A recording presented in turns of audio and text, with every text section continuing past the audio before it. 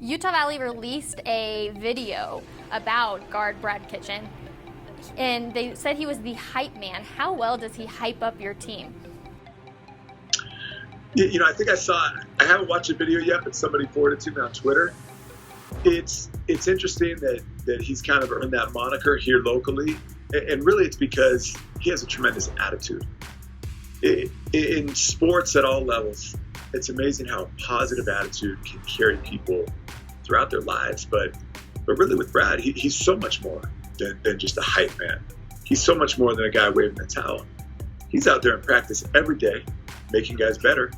He's contributed to some wins for this team. He contributed to our win on the road at North Dakota State.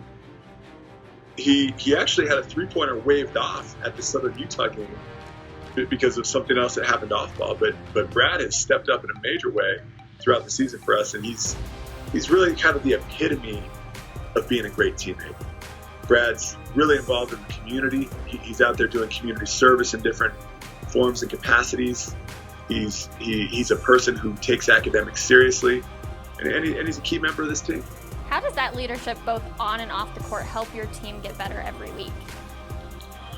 Well, you look at our roster, we have tremendous talent on this team.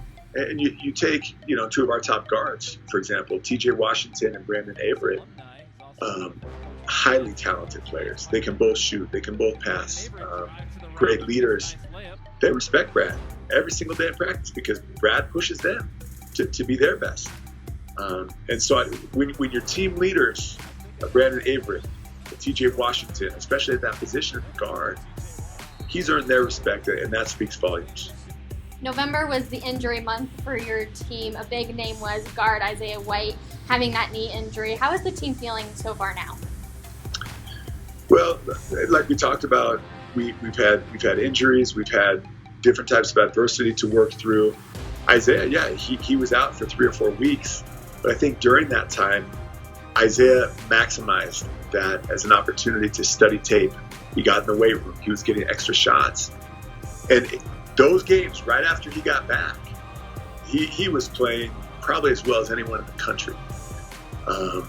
And there's always ebbs and flows in this thing. But the one thing I'll say about Isaiah, he shoots the ball. He drives it to the hole. And when Isaiah's on the court, he's going to make things happen. Defensively, offensively, and vocally. You also have a blocking machine on your team with Emmanuel Olajumoke. What is it like having a player that is able to kill the shot? I mean, he ranks 20th nationally. Well, obviously he's one of the top handful of shot blockers in the country. But really, on a per minute basis, Emmanuel might be number one. Or if he's not number one, he's right in that highest echelon. He's a talent. E-Man, and he does it in so many different ways. First of all, E-Man does it with effort. He does it with heart. His timing is amazing. And E-Man is someone who, from a defensive standpoint, doesn't just care about his own man. He's guarding that ball. He's saying, if anybody goes by any one of my teammates, I'm going to go ahead and get my eraser out and erase the shot. He's changed games for us. What people need to know about E-Man, he's very talented offensively. He's a phenomenal finisher inside. Look at his percentages. And so as E-Man's game continues to unfold, naturally, kind of as conference progresses, as we have capped off the non-conference schedule, he's been a great addition to this team. I want to talk about your playing abilities for a quick second, too, since we got into it. Is there one player that you remember specifically that was the hardest to play against?